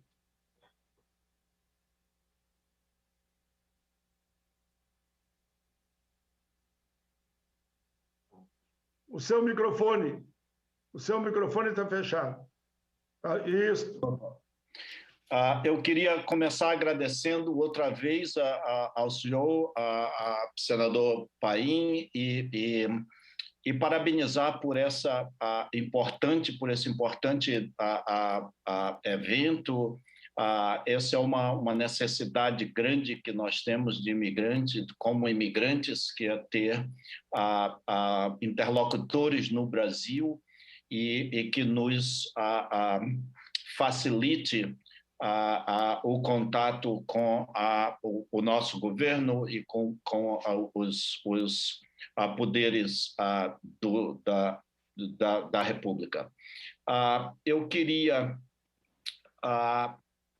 uma das perguntas que foram feitas, que eu achei uma pergunta um pouco estranha, e eu queria dissimir qualquer dúvida, que é quanto ao risco dos imigrantes transmitirem as novas cepas para o Brasil. Eu acho que não existe nenhum caso em que isso acontece. Eu penso que é uma pergunta bastante estranha, e eu queria já dizer que não existe risco dos imigrantes. Os imigrantes tem tanto risco dos imigrantes transmitir essas cepas como os turistas brasileiros ou qualquer outras pessoas que viajam. Aliás, os turistas brasileiros têm casos de transmissão. Aliás, o primeiro caso no Brasil foi de um turista brasileiro. Não existe, em particular, nenhuma razão para que se tenha esse temor. Eu queria já deixar de novo e procurar possibilidades concretas de parcerias com a Prefeitura de Boston. Eu fiquei fascinado pela fala, penso que da Andrea, sobre a OAB e a possibilidade de fazer parcerias com a Prefeitura de Boston, com outras organizações de advogados em Massachusetts que trabalham junto com a comunidade brasileira e junto com a comunidade imigrante. A Prefeitura de Boston faz de graça, com advogados pro bono, sessões com os imigrantes para explicar com a situação dele, como que pode ser resolvido, e isso seria muito bom se a gente fizesse essa parceria. Queria também entrar em contato com a Graziella e pôr ela em contato com os grupos de mulheres brasileiras em Massachusetts, inclusive com a seção da prefeitura que trabalha junto com as mulheres imigrantes, e deixar aqui o convite para que nós possamos fazer mais parcerias. E isso, para mim, já é um grande resultado dessa reunião, e deixar também um convite ao senador para nos visitar em Boston, assim que for possível, e eu ficarei, agora que tenho a sua e-mail e consigo entrar em contato com seus assessores, vou lhe perturbar bastante daqui para frente, para nos apoiar e para que tenhamos mais... É um prazer, não será perturbação, pode ter certeza, é um prazer. E se permita, antes de concluir, eu tenho uma filha que mora nos Estados Unidos há muitos anos, já tem green card, é cidadã americana, é casada, tem 2 filhos lá, os filhos estão estudando. Eu digo que elas estão me cobrando muito, que eu vou na formatura da menina que está se preparando, né, para a medicina. E, naturalmente, daí lhe visitar também. Vou a Boston. Ótimo, será um grande prazer. E queria agradecer a todos que participaram, foi e as pessoas que fizeram perguntas. É muito confortante para mim, como imigrante, saber que nós não estamos sós, que existe uma preocupação grande da sociedade civil, da população brasileira com a condição nossa de imigrantes brasileiros. Muito obrigado. Já peço à equipe aí que o doutor Raul deixou aqui pontes de aproximação, de parceria, que a equipe dessa comissão possa fazer um meio de campo, inclusive, com as nossas convidadas, e todos que quiserem participar nesta linha de entendimento em defesa da nossa gente, do nosso povo e de imigrantes e refugiados. Muito obrigado, doutor Raul Lima, pelas propostas que deixou aí de diálogo e de parcerias. Claro, você citou algumas, a Andréia citou a Clarita, né? A Clarita é em relação à OAB, mas que a nossa assessoria colabore com essas parcerias também. Então, vamos de imediato agora para a Andréia Clemente, Grupo Mulheres do Brasil. Senadora, acho que teve uma pergunta direcionada para mim, que o senhor leu aí, se o senhor pudesse lê-la novamente. Dá um segundo só, porque o que tem de papel que eles me passaram aqui... Chegou uma direta aqui para a Graziela Rocha. Chegou uma para Clarita Costa Maia. E as outras, não sei se foram diretamente para... São tantas. Mas lembra da pergunta? Eu acho que era alguma coisa relacionada a diferenças das dificuldades com relação às classes sociais. Era isso, eu acho. Tá. Era essa mesmo. Está aqui mesmo. Está aqui no bojo. Você pode falar sobre isso. Eu acho que é uma grande diferença, sim. A gente percebe que faz muita diferença a forma com que essa mulher é migrante, como essa pessoa é com relação à classe social dela, por conta de todas as condições a que ela tem aí direito, e com relação aos direitos... A assessoria lembra, só para ajudar, que você tem toda a razão, que é a pergunta número 5. Quer que eu leia a pergunta de novo? Eu posso ler. Por favor. Foi dirigido a você. Se dividimos as mulheres que migram no Brasil em classes econômicas, em classe alta, média e baixa, quais são as maiores demandas e objetivos na migração de cada um desses grupos? E também as dificuldades encontradas são muito diferentes? Essa é a pergunta dirigida a você. Eu acredito que as dificuldades encontradas são muito diferentes. Mas, por outro lado, a gente tem uma coisa que une essa mulher, que é a solidão. Então, o fato, e a gente tem ações específicas para isso, onde a classe social ela acaba igualando, porque a solidão que essa pessoa sente quando ela é imigrante, e a gente tem aí, o Álvaro pode contar, tantos anos morando no exterior, né? Mas realmente você tem um isolamento, uma falta de empatia das pessoas que estão no Brasil, que romantizam essa migração.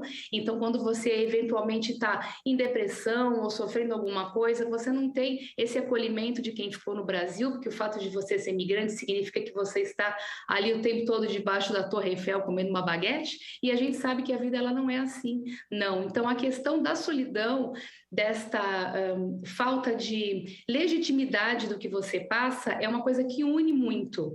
Então, a gente tem aí, por exemplo, ações que são voltadas para esta condição que é igual, independente da classe econômica. Mas a gente não pode ser aí ingênuo e dizer que o sofrimento é igual, porque realmente existe muita diferença, infelizmente, e eu acho que são questões que têm que ser tratadas individualmente. Muito bem, doutora Andréia Clemente, Grupo Mulheres do Brasil, que mostrou a sua experiência e respondeu diretamente a essa pergunta, de forma muito explícita e direta. Então, agora vamos para... Doutora Andréia, já as considerações finais, viu? Se quiser fazer algum tipo de comentário em matéria de considerações finais... Eu gostaria de convidar quem estiver aí espalhado pelo mundo a fazer parte do Grupo Mulheres do Brasil. Nós precisamos dessa união da sociedade civil. Contamos com você, grupomulheresdobrasil.org.br. E muito obrigada mais uma vez, senador, pelo espaço. Agradeço a sua participação brilhante, como todos os convidados. Agora nós vamos para... Doutora Clarita Costa Maia, presidente da Comissão de Migrações e Comércio Exterior da OAB-DF e consultora do Senado Federal. Obrigada, senador. Eu anotei aqui rapidamente algumas perguntas que podem ser respondidas com extrema rapidez, são ao todo 5 e fico no meu tempo, né? Fernanda Taide pergunta a respeito das extradições no contexto pandêmico não tem afetado, até onde eu tenho acompanhado, a jurisprudência do Supremo, tá? A prisão cautelar, que sempre antecede o processo e a deliberação do acatamento do pedido ou não de extradição, ela não tem sido, o Covid não tem sido suficiente para evitar, né, a prisão cautelar do extraditando. O que ocorre é que algumas pessoas, em razão de pertencerem a grupos de risco específicos, essa sim tem, mas em regra não tem. Não tem sido relaxada essa prisão em razão apenas do Covid. É algo a ser discutido, sim, né? Mas a pergunta é sobre a prática. O Valdelene, né, Silva, da Paraíba, perguntou a respeito da condição de refugiado, né? A nossa lei de refugiados, que é a 9474 de 97, traz um conceito muito abrangente, até mais abrangente que os outros diplomas internacionais sobre refugiados, né? Então, são reconhecidos como refugiados, eu leio aqui literalmente, aqueles que devido a fundados temores de perseguição por motivo de raça, religião, grupo social e opinião política, encontre-se fora do país de nacionalidade e não possa ou não queira acolher-se à proteção desse país. Recentemente, e tem outros, né, não tendo nacionalidade, estando fora do país, onde antes teve a residência habitual, não queira regressar a ele, enfim, devido à grave e generalizada violação de direitos humanos, é obrigado a deixar seu país. Recentemente, essa aplicação foi estendida para grupos LGBTQI+, vindos de países muito tradicionais, de religiões muito tradicionais, intolerantes à sua condição, tem sido estendida para reconhecê-los também como refugiados LGBTQI+, por uma incapacidade de viverem em um ambiente em paz, sem assédio, em razão da sua condição. Com relação à xenofobia, infelizmente, eu não recordo quem fez a pergunta, acredito que os asiáticos, sim, têm sofrido ataques xenofóbicos no mundo inteiro, inclusive, infelizmente, no nosso país, que gosta tanto de se ver como tolerante ao elemento estrangeiro. Nós temos na OAB, infelizmente, percebido um aumento da xenofobia contra o elemento asiático. Nos Estados Unidos já houve, inclusive, mortes, ataques, violências físicas. Aqui no Brasil houve um ataque contra o consulado da China no Rio de Janeiro. Obviamente, isso foi em razão de todo o contexto e toda a fala, poderia dizer, quase que fala de ódio que foi criada em alguns momentos contra o elemento asiático. Crimes cibernéticos, uma nova modalidade de aliciamento de crianças e adolescentes para fins de tráfico humano, tem sido as realidades virtuais, metaversos, salas de games. Não se sabe exatamente como regular isso. Acredito, senador, que seja uma oportunidade, seja um tema interessante de exploração, trazer toda essa turma do ambiente de games para entender como regular esses ambientes que muitas vezes passam ao largo, né? Ficam fora do alcance dos agentes, né, de governo, de todos os estados. E os limites da ação: primeira, consciência. É preciso que o imigrante saiba que ele vai estar submetido ao direito de um outro país.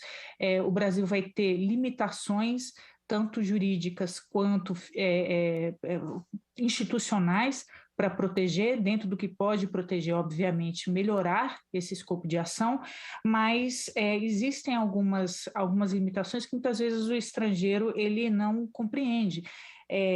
Os honorários advocatícios, em geral, e as custas judiciais em outros países são elevadíssimos, então o Estado não pode arcar com isso, né? É complicado, é difícil, causa muitas vezes incompreensão da parte do nacional brasileiro que está no exterior, mas o Estado muitas vezes não pode entrar em auxílio a isso. Outra coisa, infelizmente, quando ocorre um óbito, se pede do Estado brasileiro o pagamento das custas do traslado do corpo. É um preço muito elevado. Então, é preciso que antes das pessoas se disporem a uma migração, que elas tenham mais consciência dos riscos dessa migração. Esse tipo de evento e outros pode acentuar essa consciência. Seria isso. Muito bem. Os cumprimentos, doutora Clarita Costa Maia, que de forma muito rápida e direta. Ela respondeu em torno de 5 perguntas aqui. Na sua fala, atendeu a todos. Muito obrigado. Muito obrigado, doutora Clarita, doutor André, doutor Álvaro Lima. E agora vai para a doutora Graziela Rocha, da Associação Brasileira de Defesa da Mulher, Infância e Juventude, ASBRAD.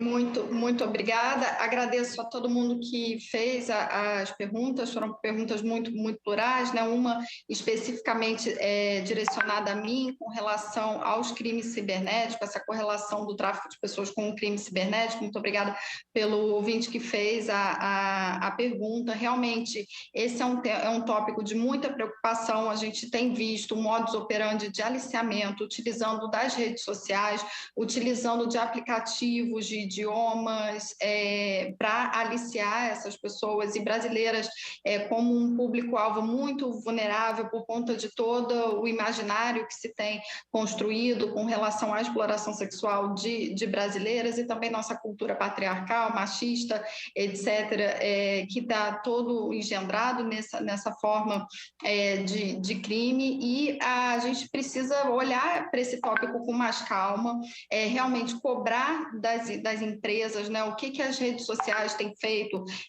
para coibir o tráfico de pessoas, utilizando que as suas ferramentas de comunicação sejam ferramentas do mal para o aliciamento ao tráfico de pessoas. A gente tem visto zero participação de empresas nesse debate, mas o problema não é só aqui do Brasil, a gente vê que no mundo todo, Estados Unidos, etc., esse tópico tem sido levantado como parte da responsabilidade social de empresas, e da nossa parte como que a gente protege, o que a gente faz de legislação para proibir, para buscar essa responsabilidade social das empresas, o que a gente faz de campanha para alertar a população. A gente tem trabalhado em parceria hoje. Se você for em qualquer aeroporto do Brasil, você vai ver uma campanha da ASBRAD em parceria com o Ministério Público do Trabalho no âmbito do projeto Liberdade no Ar, que a gente faz alertas nos aeroportos para promessas de trabalho que tem uma expectativa, mas a realidade é outra quando se chega lá fora. Então, a gente tem que reforçar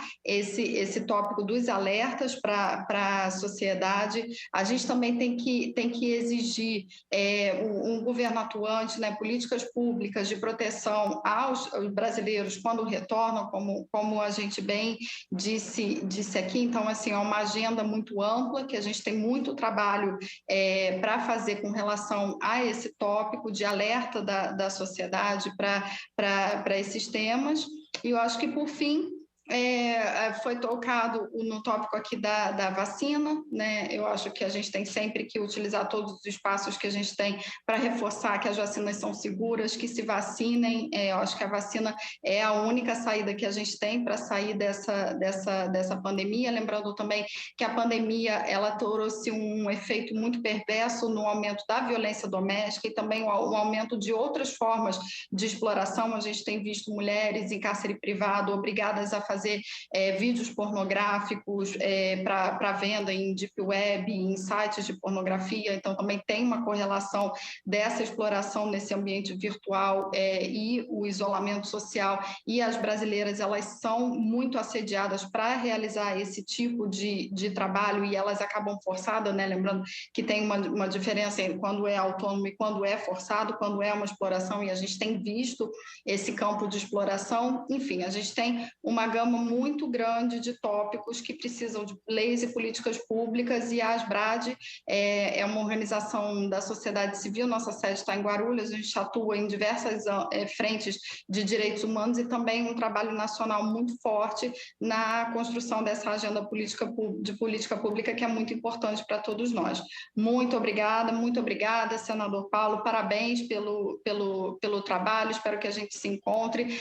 Prazer em conhecê-lo, Álvaro. Acho que a gente tem uma agenda muito grande para construir junto. Clarita, também foi um prazer em te conhecer, parabéns pelo seu trabalho. Andréia, também eu não conhecia o trabalho. Vamos conversar, vamos colocar a ASBRAD a serviço também do trabalho das mulheres. Guilherme, parabéns pelo trabalho, grande parceiro da Organização Internacional das Migrações. Acho que a gente tem uma rede aí forte, e a gente tem que se juntar para somar esforços para a proteção de todos e todas. Muito obrigada. Eu que agradeço a doutora Graziela Rocha, da Associação Brasileira de Defesa da Mulher, Infância e Juventude, ASBRAD, que lembrou das campanhas, é importantíssimo mesmo, né? As parcerias, para que a gente possa, então, melhorar a qualidade de vida de todo esse povo tão sofrido. Sejam todos bem-vindos. Agora eu vou para o último nosso convidado, Dr. Guilherme Otero, Organização Internacional para Migrações, OIM. Bem, obrigado, senador. Bom, pincelando, não dá para responder tudo, mas chamou a atenção algumas perguntas e queria, então, fazer essa pincelada antes das considerações finais. Bom, primeiro que é importante a gente lembrar uma coisa fundamental, é direito de qualquer cidadão brasileiro retornar a seu país, certo? Não é isso não está em questão, nem nunca teve, nem no Brasil ou outros lugares. Então, qualquer brasileiro, obviamente, tem direito de retornar e, se não tem meios para isso, né, de buscar este apoio, né? Então, também digo para quem está nos acompanhando, se estão fora do país, desejam retornar, né, não tem esses recursos, ou seus familiares ou amigos não têm recursos para apoiar, procurem o escritório da OIM no país, né? Nós estamos presentes, enfim, temos mais de 170 Estados-membros, escritórios em praticamente todos eles. Então, né, procurem, se não fisicamente, por e-mail, por telefone, que nós vamos poder orientar, né? Nem sempre um país tem uma política de retorno. Mas mesmo quando isso não existe, né, a OIM vai buscar caminhos de tentar fazer esse apoio na medida do possível, né? E aí, também outras duas questões me chamaram bastante atenção, se a gente está preparado, né, para receber essas pessoas. Eu diria, até mudaria um pouco aí a lógica, né? Na verdade, eu fico pensando, primeiro, pela questão dos direitos, né? Não é uma questão se o Brasil está preparado ou não, é uma questão que essas pessoas têm esse direito de retornar. Claro, né, que a gente tem que limitar e ter atenção com relação às questões sanitárias, mas eu acho, como a nossa parceira Graziela já colocou muito bem, com vacinação, quarentena, distanciamento, testes antes da viagem, o retorno pode ser feito de forma bastante segura e responsável, tanto para quem está viajando quanto para quem está recebendo, né? O ponto é o que a gente tem a perder, né, quando a gente não dá assistência a esses brasileiros, né? Interessa a nós, né, enquanto sociedade, enquanto Estado, que a gente tenha brasileiros em situação de rua lá fora, ou passando por violências, ou sendo aliciados ou explorados nos mais diversos tipos de trabalho degradante? Com certeza não, né? E também não interessa ao impacto que isso tem para as suas famílias que estão aqui, né? Preocupado com eles lá fora, querendo também que seus familiares, seus filhos, suas mães, seus pais, seus irmãos possam retornar e estar junto da sua família, né?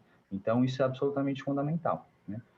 E é absolutamente fundamental, como foi colocado várias vezes, que a gente, né, faça essa articulação, né, entre vários órgãos que, por exemplo, estão aqui representados hoje, né, ou outros, né, de várias dezenas de associações da diáspora brasileira no exterior. É importante, né, que nós façamos essa articulação para prestar esse apoio, né, aos nossos concidadãos, junto, evidentemente, com o Ministério de Relações Exteriores e seu corpo consular. E, felizmente, também saúdo mais uma vez essa iniciativa do Congresso Brasileiro de se debruçar sobre esse tema. É importantíssimo que o Poder Legislativo esteja conosco também.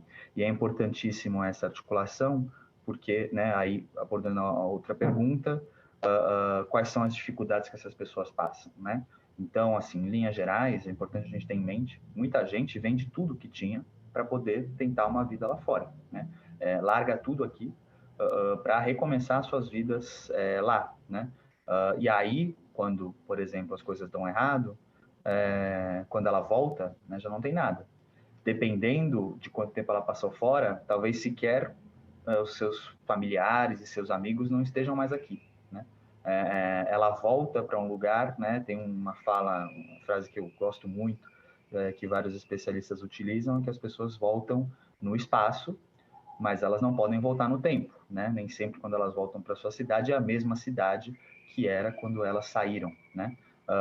E aí, para tentar uma reinserção laboral, voltar a estudar, ou quando a pessoa está com problema de saúde e precisa de apoio para seu tratamento, isso tudo são dificuldades que a gente tem que se preparar para apoiar, né? A OIM faz esse trabalho cotidianamente com parceiros como a Asbrad, né, já de muito tempo aqui, e vários outros ao redor do Brasil, como o Projeto Resgate, o Cefras, o Instituto de Direitos Humanos, a Caritas Brasileira, né, e além de, enfim, governos locais, o governo de Minas Gerais, por exemplo, tem sido um grande parceiro nosso, a PUC Minas, o Sebrae Minas, enfim, vários parceiros no Brasil todo, justamente para dar conta desses desafios. Encerro por aqui, né? Agradeço mais uma vez, parabenizo essa iniciativa uma vez mais, um prazer conhecer aqui todos os convidados, espero que a gente continue trocando, né, e dialogando, e acompanhem, né, os trabalhos aqui do OIM com relação ao retorno e à diáspora, que a gente está sempre publicando novos relatórios, estudos e ações, e é importante que todo mundo esteja envolvido nisso. Mais uma vez, obrigado e uma boa tarde. Agradeço ao doutor Guilherme Otero, que respondeu também algumas perguntas no âmbito das que foram feitas, da Organização Internacional para Migrações, e mostrou a importância da parceria para melhorar a qualidade de vida de todos. Olha, como eu disse na abertura, não sei se todos haviam chegado, essa é a última audiência pública desse ano que a nossa comissão realiza. E eu vou fazer um pequeno fechamento usando também 5 minutos. Normalmente eu encerro dizendo um agradecimento a todos, mas eu vou, digamos, judiar de vocês por mais 5 minutinhos para fazer minha fala de encerramento da nossa comissão esse ano. Claro que voltaremos a trabalhar com ela com muito amor e carinho durante o ano que vem. Amigos e amigas, o poeta Moisés Antônio escreveu Carta do Refugiado às Nações. Diz assim: sou um ser e não uma coisa. Ainda que eu fosse uma coisa, não seria a de sem valor. Sou movido a deixar a minha terra, aquela terra de origem, pátria amada, que um dia me viu nascer, me viu crescer, me viu sorrir para a vida. Vida, o grandioso presente de Deus para as nações. Hoje tivemos aqui exposições do mais alto nível, como tivemos no longo desse período, e repletas de riquezas, de dados concretos e conhecimento de causa. Meus cumprimentos a todos. Vossas falas vão ajudar muito na atuação do Poder Legislativo, desta comissão, da Comissão de Direitos Humanos, para as questões migratórias e também de refugiados. Essa comissão é nova. O tema da migração e refúgio era pouco abordado no Parlamento e percebo que estamos em um crescente aprimoramento das políticas para esse setor, com as contribuições dos senhores e das senhoras.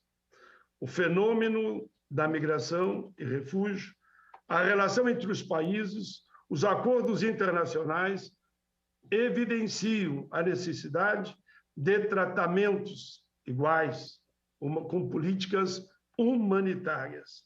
Brasileiros saem e estrangeiros chegam.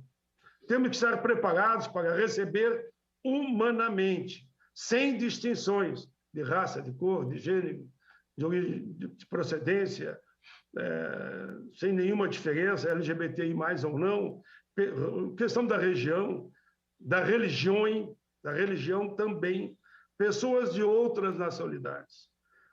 Se falta emprego e renda para os próprios brasileiros, e muitos desejam sair, imaginem, Dr. Rolvo, acho que citou isso, imaginem a dificuldade para um estrangeiro vulnerável se estabelecer por aqui. Temos que recebê-lo de braços abertos, como queremos que os brasileiros sejam recebidos lá fora. Temos que estabelecer boas relações com os outros países para que os brasileiros e as brasileiras que emigram sejam bem recebidos e tenham oportunidades lá fora. Nós queremos que lá eles tratem bem os brasileiros e brasileiras. Vamos bem tratar bem os que aqui chegam, com carinho, com amor, com solidariedade. Um fator tem se mostrado fundamental, a necessidade eminente de um projeto de nação. Precisamos muito, que tenha essas questões dentro de aspectos mais amplos, integrados e amorosos.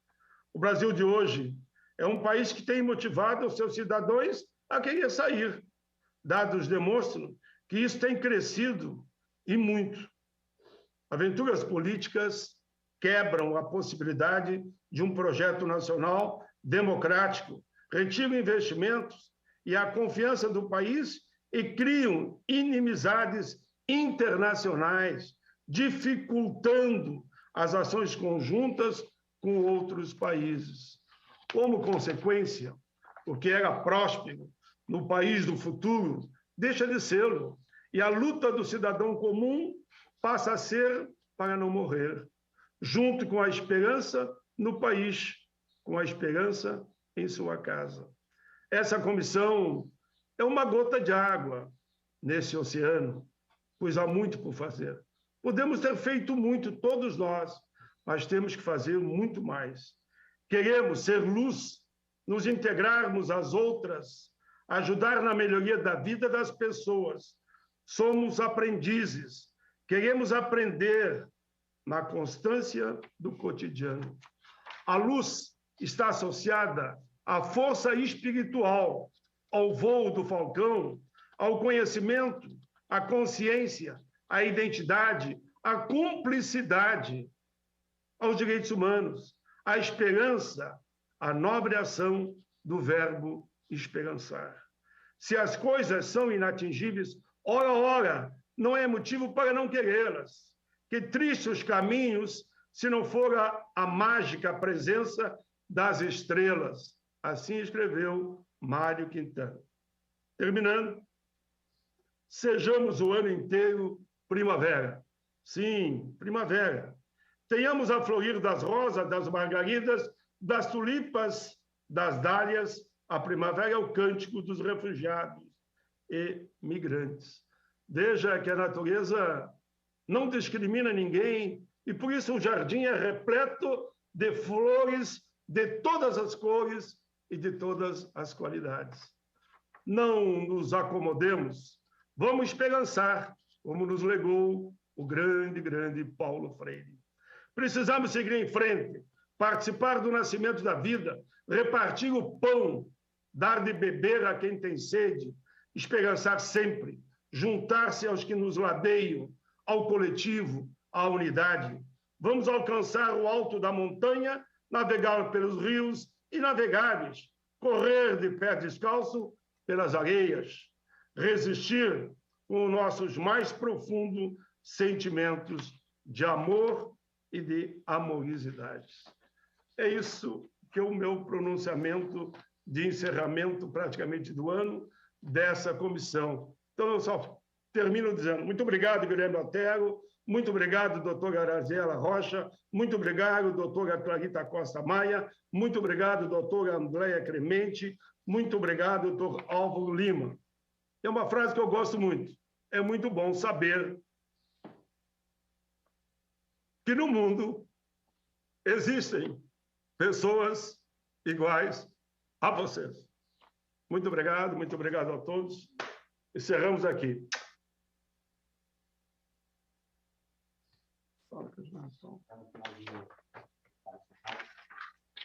Pela questão de prática.